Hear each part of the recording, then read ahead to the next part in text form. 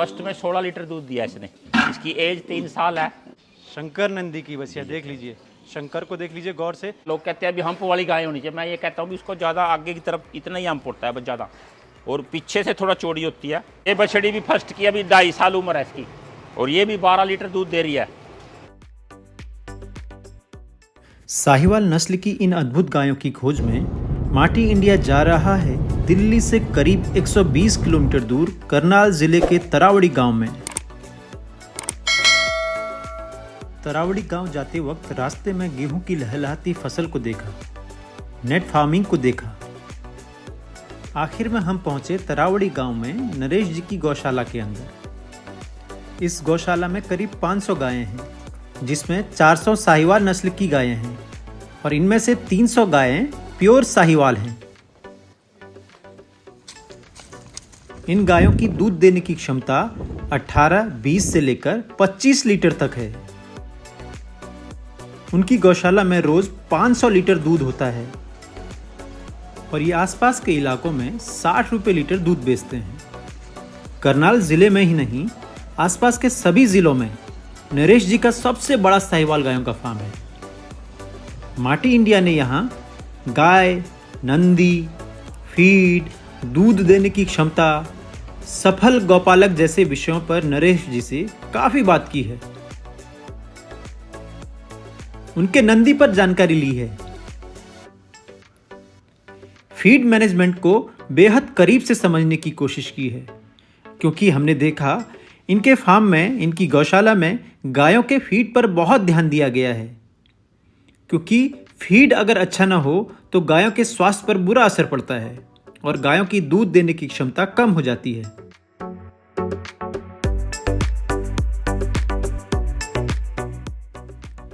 अगर आज के एपिसोड में नरेश जी की बातें नहीं सुनी, उनकी बातों पर गौर नहीं किया, उनकी गायें नहीं देखी, तो आप बहुत काम की जानकारी मिस कर देंगे। तो माटी इंडिया आज तरावड़ी गांव से एक बहुत ही स्पेशल एपिसोड शुरू कर रहा है। सबसे पहले आप मुझे बताइए कि ये प्रेरणा आपको कहाँ से मिली? ये मैंने आज से 35 साल पहले NDRI से ट्रेनिंग लिया। वैसे तो मैंने बेसिक प्रिंटिंग टेक्नोलॉजी में डिप्लोमा इंजीनियरिंग किया था इलाहाबाद से, तो मुझे सर्विस का ज़्यादा शौक नहीं था, तो पशुपालन का ही था ज़्यादा। उसके साथ ही ये काम शुरू हो गया। फिर NDRI के बाद हमने धीरे धीरे देसी गाय को काम थोड़ा थोड़ा अपने पीने के लिए रखना शुरू किया था। 15 साल से तो हम बिल्कुल साहिवाल पे लगे हुए हैं। अच्छा। पहले हमारे पास थोड़ी सी गायें तो कितने गायों से शुरुआत की थी? 10 गायें से शुरुआत की। अब हमारे 500 के करीब गायें हैं, सब छोटे बड़े, और इनमें 300 तो प्योर साहिवाल ही हैं हमारे पास ये सारी। अच्छा। और ये सब हम NDRI, हरियाणा गवर्नमेंट, जितने भी अच्छे अच्छे सांड हैं उनसे संतति उनकी आगे बहुत अच्छी आ रही है। खुद अपनी गायें भी हमारे पास अब अच्छा 15 लीटर से ऊपर के दूध की हैं सब गायें। सब गायें 15 लीटर से दूध के ऊपर की हैं। देखिए, ये बात उन लोगों के लिए बहुत समझनी ज़रूरी है जो लोग कहते हैं कि देसी गाय में दूध देने की क्षमता कम होती है। तो आज ही मैं किसी सज्जन से मिला था, उनका कहना था कि जो है हम देसी गाय क्यों रखें, उनका तो दूध बहुत कम होता है। तो मैंने कहा कि देखिए, आप देसी गाय से मैं आपको 10 लीटर की बात करता हूँ, जितना ज़्यादा आप आएगा वो आपकी मेहनत पर निर्भर करता है। मैं सही बात कह रहा हूँ? 10 लीटर तो आपका होता है किसी भी हमारी क्षेत्रीय नस्ल में, साहिवाल हो गई, राठी हो गई, गिर हो गई, अगर इन पर आप मेहनत करेंगे तो आप 15-20 लीटर तक जा सकते हैं। तो आपका अनुभव अब तक कैसा रहा है कि आपने सबसे ज़्यादा साहिवाल में कितनी लीटर वाली गाय देखी है? हमारे पास तो 23 लीटर तक दूध दिया हुआ है साहिवाल ने। अच्छा। लेकिन पिछले हजारों सालों से ना भैंसों की तरफ जाने से जरूर किसानों ने गाय को नस्ल सुधारने पर ध्यान नहीं दिया। बैलों के लिए गाय पालनी शुरू कर दी और दूध के लिए भैंस रखनी शुरू कर दी। इसलिए देसी गाय का अब नस्ल सुधार बहुत ज़रूरी है, क्योंकि लोग ढूंढ रहे हैं लेकिन अच्छी देसी गाय 10 लीटर की भी नहीं मिलता। तो उसका कारण ये है कि हमने इसको बछड़ियों को तैयार करना पड़ेगा और खुद सांड रखने पड़ेंगे। जो सरकार की AI है उससे भी गाय नहीं, मैं सोचता हूँ बढ़ रही है, क्योंकि 60% रिजल्ट हैं। एक गाय को बार बार सीमन देते हैं, फिर गाय में प्रॉब्लम आनी शुरू हो जाती है, वो गाय प्रेग्नेंट नहीं होती। तो आपका कहना है कि AI सुरक्षित नहीं है गायों की? ना, इतने अगर 10 गाय कोई किसान रखता है, कोई भी पालता है, तो एक नंदी का कोई बोझ नहीं है, वो उतना फ़ायदा हो जाता है। तो लेकिन आपके फार्म में कितने नंदी हैं? आप कैसे अलग अलग गोत्र, जो अगर इन ब्रीडिंग के चक्कर में हम उनको अलग रखते हैं, ताकि ये गाय का जो बछड़ा है इसकी सारी सोचते हैं अब ये सारी बछड़ियाँ दूसरे नंदी की हैं। तो इस जो बैच होगा तो इसको दूसरे सांड से, इसलिए हमने 4 नंदी रखे हुए हैं। 4 नंदी रखे हुए हैं। हाँ। अच्छा, और उनका छोटे- रिकॉर्ड क्या रहा है? जो अच्छी गायें हैं उनके बछड़ों का भी हम तैयार कर रहे हैं, डिमांड भी है हमारे से, लोग ले जाते हैं नंदी अच्छा, खुद ब्रीड सुधार के लिए, साहिवाल के तो आप नंदी मतलब कैसे देते हैं, पैसों में देते हैं या कि लिए। आप भाई हम 6 फ्री महीने भी के लिए? गौशालाओं को तो हम ऐसे आश्रम में फ्री भी दे, कुछ को मार्जिनली कॉस्ट लेते हैं जितना हम उनको पिलाते हैं दूध। लेकिन नंदी पालना कोई डेयरी के लिए घाटे का सौदा नहीं है, अगर किसान रखेंगे तो नंदी से हर साल गाय बच्चा देती है। और जो गाय ड्राई पीरियड इसका इतना कम है, 2 महीने तो आई है, तो अगर जी 10 की 10 गायें दूध में रहेंगी तभी डेयरी में मुनाफा है। अगर 10 में से 60% हम रिजल्ट लगाएं तो 6 गायें दूध देंगी, 4 खाली रहेंगी, तो वो सारा बोझ फिर उन 6 गायों पे 4 गायें वो कैसे करेगी पूरा। तो इसलिए डेयरी तो हर साल 10 लीटर की भी इसकी एवरेज अगर ये गायें देती है तो 10 लीटर तो 3000 के हिसाब से हमें इनका एक ब्यात काल में 3000 लीटर दूध मिलता है, जो कि इसका खाने का खर्चा लगाए ना जी। तो हमें खुद चारा पैदा करने में सस्ता पड़ता है। अच्छा। खुद हमारे यहाँ हरियाणा पंजाब में तो धान भूसा बराली काफ़ी अवेलेबल है, सस्ती भी है उस सीजन में। तो उसके अनुसार अगर हम इनकी खिलाई पिलाई करें तो कॉस्ट ऑफ प्रोडक्शन जो काफ़ी बढ़ चुकी है दूध की, खड़ी चोकर भूसा डालने से, खुद हरा चारा अगर हम पैदा करेंगे तो किसान भाइयों को मैं यही कहूँगा कि वो अपने खेत से पैदा किया चारे से दूध पैदा करें, जो तभी दूध हमें सस्ता भी मिलेगा और बछड़ी भी हमें जब भी तैयार कर पाएंगे हम। तो ये देखिए कितना सुंदर दृश्य है। आप सारी ये इधर बछड़े वाला सेक्शन है, छोटे छोटे जो बछड़ियाँ हैं, इधर गौ माताओं का सेक्शन है और यहाँ एक नंदी भी है। तो सब एक साथ अभी घास खा ले रहे हैं। और तो अब ये चारे में क्या क्या खिलाते हैं? हरे चारे में जो सर्दी है हमारे यहाँ भी तो इस महीने बरसीम जई और सरसों का मिक्स चारा चलता है, और इसमें हमारे को अब अगले महीने गर्मी में मक्का ज्वार बाजरा वो हमने बिजाई कर दिया है। कुछ हम साइलेज भी अब शुरू करेंगे क्योंकि इस साल सूखे की काफ़ी समस्या रही है, सूखा चारा महंगा हो गया था जी, बरसात ज़्यादा होने से। तो हम टोटली सोचते हैं अभी सब चीज़ें गाय को खिलाई जाएँ, तरह तरह के जितने भी स्वादिष्ट चारे हैं वो उनको खिलाने से इनकी शारीरिक स्वास्थ्य सुधार काफ़ी मिलता है। देखिए वो तो हमें दिख रहा है क्योंकि स्वास्थ्य इनका हमें बहुत अच्छा दिख रहा है। आपने बहुत अच्छा इन पर काम किया। तो कुछ दाने पे भी काम कुछ हाँ, दाना भी हम खुद का तैयार करते हैं, उसमें सभी तरह के अनाज, मक्का गेहूँ बाजरा जौ चना और सभी तरह की खड़ें सरसों बिनोड़ा जितनी अवेलेबल हमारे यहाँ कम रेट में होती हैं। ज़्यादा महंगे हम नहीं कोशिश करते भी, क्योंकि हमारे को ये भी जरूरी रखना पड़ता है हिसाब। तो वो हमारे को उसके साथ में नमक और मिनरल मिक्सचर वो सारा मिलाकर इनको अपना खुद ही तैयार करके डालते हैं। अच्छा, आपने हमें बताया था कि कुछ अच्छे गायें हैं जिनका रिकॉर्ड है, कुछ भिवानी मेले में भी कुछ ने रिकॉर्ड कायम किया है, एक नंदी भी हैं जिन्होंने भिवानी मेले में काम किया, बड़ा अच्छा रिकॉर्ड बनाया है। तो वो अच्छी गायों के बारे में जरा बताइए। देखिए वो कुछ एक गाय उनका अडर मुझे दिख रहा है। वो गाय भी 18 लीटर दूध दे रही है। अच्छा, ये वाली गाय? जी हाँ, देख लीजिए ये गाय जो है 18 लीटर दूध दे रही है अभी। उनका आप अडर क्षमता देख सकते। अभी किस कंडीशन में है? अभी ये अभी प्रेग्नेंट है? अब ये प्रेग्नेंट भी हो चुकी है और दूध भी 4 महीने से दे रही है लगातार बच्चिया अच्छा। है। इन सब गायों का ड्राई पीरियड 1 महीना भी अगर हम रखते हैं तो कई गायें तो 1 ही महीना ड्राई हो पाती है। इसलिए हम कोशिश करते हैं 2 महीने ड्राई, ताकि ताकत आ जाए। लंबा समय देना यही नस्ल की पहचान है। जी, अगर कुछ गायें 2 महीने दूध दे देती हैं तो वो मैं कहता हूँ वो साहिवाल नहीं है। साहिवाल का तो एक कंटिन्यूस उसका एक वो लैक्टेशन मिलता है हमें, चाहे वो 10 लीटर की एवरेज हो, लंबे समय दूध देती है। ये हमारी अब भिवानी में 2nd पोजीशन इस बच्चिया की आई है। ये फर्स्ट में 16 लीटर दूध दिया इसने। इसकी एज 3 साल है और इसी नंदी की बच्चिया है। ये शंकर नंदी की बच्चिया देख लीजिए, शंकर को देख लीजिए गौर से। ये प्योर साहिवाल है और इसकी माँ भी हमारे पास है, अब भी दूध दे रही है। और इस बछड़ी का हमें उम्मीद है भाई ये अगले साल 20 लीटर से प्लस दूध देगी। अच्छा, ये प्योर साहिवाल गाय की क्या खूबी है? प्योर साहिवाल गाय? प्योर साहिवाल का जो गलकंबल है, उसका मत्था, उसके जो हम्प ज़्यादा नहीं होता। लोग कहते हैं अभी हम्प वाली गाय होनी चाहिए, मैं ये कहता हूँ भी उसको ज़्यादा आगे की तरफ इतना ही हम्प होता है बस ज़्यादा, और पीछे से थोड़ा चौड़ी होती है और थनों का फासला इस तरह के टीट और पूँछ लंबी, नीचे नब भी ज़्यादा लंबी नहीं होती। ये साहिवाल के प्योर गुण है। और अडर मतलब ये दूध आर्डर के चारों थनों को बराबर यही शेप होती है। ये तो बहुत बड़ी अडर है। और कौन सी आपने 1-2 गाय बताई थी कुछ?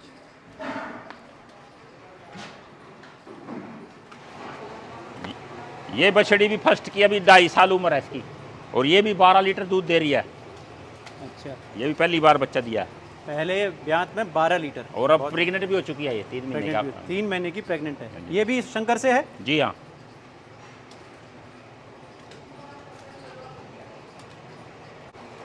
उधर दिखाएंगे, अब निकालेंगे। चल ईट मारिए गाय। ओ तेरा दसा दिया। कोई बात नहीं, कोई बात नहीं। चंचल इसका स्वभाव नहीं है, इसीलिए ये गाय कामयाब है।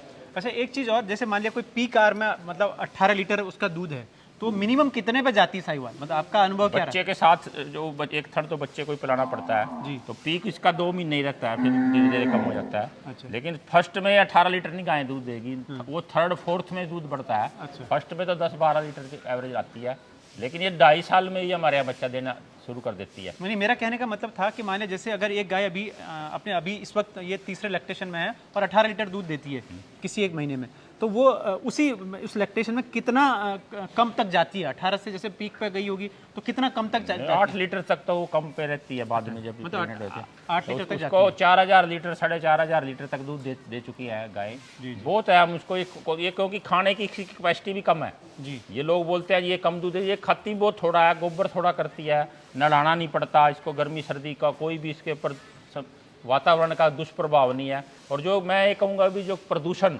आजकल एनवायरमेंटल प्रॉब्लम हो चुकी है हमारे भाई, हवा पानी दूषित हो गया, ये गाय को भी अगर हम सर्वाइव नहीं कर पाएंगे, दूसरी गाय नहीं हमारे यहाँ HF जर्सी नहीं आ रह पाएंगी, अगला भविष्य तो इसी गाय को हमें संभालना पड़ेगा, क्योंकि गर्मी भी बढ़ती जा रही है, बेमौसम बारिश बेमौसमी, किसान बेचारा दवाइयों के बोझ में दब जाता है, पशुओं को भी इतनी दवाई, अब आदमी भी दवाइयों के भरोसे चल रहे हैं, पशु भी दवाई, तो कैसे चलेगा? ये कम से कम हम इसको देसी चीज़ें देकर, अजवाइन हल्दी मेथी, इससे दूध पैदा कर सकते हैं जी। इसका कोई भी हमें खर्चा एक्स्ट्रा नहीं है देने का। अच्छा, तो आप कुछ नंदी के बारे में बता रहे थे कि नंदी आपके कौन कौन से जिनकी आप सेवाएं ले रहे हैं? ये हमारा बड़ी गाय का बुल जो है अभी 6 साल उम्र है इसकी। अच्छा, इसकी 6 साल उम्र है। इसकी माँ का भी 20 लीटर दूध था। अच्छा, और इसकी माँ ये का भी। अब भिवानी कैटल शो में जो पिछले फरवरी में हुआ उसमें इसको फर्स्ट प्राइज मिला। अच्छा, इसकी 2 मतलब लाख इसके 50 रिकॉर्ड पर मिला इसके? इसके करैक्टर जो अच्छा। साहिवाल का जो करैक्टर है वो सारा इसका फेस कान अच्छा। इसकी बॉडी स्ट्रक्चर। अच्छा, साहिवाल की क्या खूबी आपको लगता है कि नंदी में क्या खूबी होनी चाहिए? साहिवाल का जो डील इसका पीछे से पुट्ठा। इसका जो पुट्ठा है, इसके टेस्टिकल, इसकी लंबी पूंछ, इसका कलर, इसका आगे से गलकंबल, यहाँ से माथा, शुरू। इसका माथे की चौड़ाई, अच्छा। और जो भी उन्होंने सारा कुछ इसके आगे से जो इसका फेस है, ये साहिवाल का यही करैक्टर होते हैं सारे। अच्छा, तो इसीलिए इसको इनाम दिया। ये कलर बहुत डार्क है, इधर बीच इधर ये नंदी की पहचान है, नंदी आगे से थोड़ा डार्क मिलेगा और बैक साइड इसकी वही होगा गोल्डन कलर। अच्छा, तो ये देख लीजिए, ये साहिवाल का एक बहुत सर्वश्रेष्ठ नंदी आपके सामने है। और ये भिवानी मेले में इसने क्या किया, कितना इसके वहाँ पहले तो ये ब्रीड बुल कैटेगरी में इसने अपना फर्स्ट प्राइज दिया। फिर ये सारा टोटल ब्रीड जो चैंपियनशिप हुई उसमें भी इसने गाय को भी, वहाँ प्रेग्नेंट गाय थी, मिल्किंग काऊ भी था, उसमें इसने अपनी पूरा करैक्टर इसके जजिंग के बाद फर्स्ट प्राइज मिला। अच्छा, एक हमें नंदी और यहाँ दिख रहे हैं, इनके बारे में थोड़ा बताइए। ये हमारा दूसरी जो NDRI ब्लड लाइन का बुल है। अच्छा। इसकी ये जो बड़े दूसरे बुल की बछड़ियाँ को अब इससे प्रिंट कर, इसकी माँ का भी 4200 लीटर रिकॉर्ड है। अच्छा।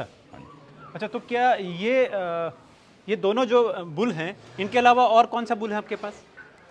एक दूसरा बुल हमारे यहाँ इस शेड में है, तो उसको अच्छा, अलग चलो। दूसरी गायों को रखते हैं। चलिए वो भी देख लेंगे हम लोग। लेकिन और आपका ये पूरा जो मैं ये देख रहा हूँ बहुत ऊंचा शेड बनाया है, तो कितने एरिया में पूरा ये गौशाला है? ये 4 एकड़ में है हमारा, जो 400 गायें हैं। अच्छा। इसमें गोबर की जगह पीछे हमने छोड़ी हुई है, और अपने रहने का भी मकान है, रहते भी यहीं पे रहते आप? भी यहीं हैं। और सारा कुछ हमारा जो सिस्टम है इसमें, जी। बछड़ियाँ अलग हैं, प्रेग्नेंट गायें अलग हैं, और जो दूध वाली गायें, ज़्यादा दूध वाली गायें अलग है, कम दूध वाली अलग है। अच्छा, इस जिन हिसाब से गायों ने बच्चा देना है वो अलग रखते हैं उनको। तो गोबर गौमूत्र का क्या करते हैं? अपने खेतों में ही हम डालते हैं, जितनी हमारा चारा पैदा होता है उसमें हम गोबर से खाद कंपोस्ट बनाकर डालते हैं और बेच भी देते हैं। अब कुछ काफ़ी लोग देसी गाय से जैविक खेती करने की तरफ जा रहे हैं, तो उसका भी हमें अच्छा रेट मिल जाता है।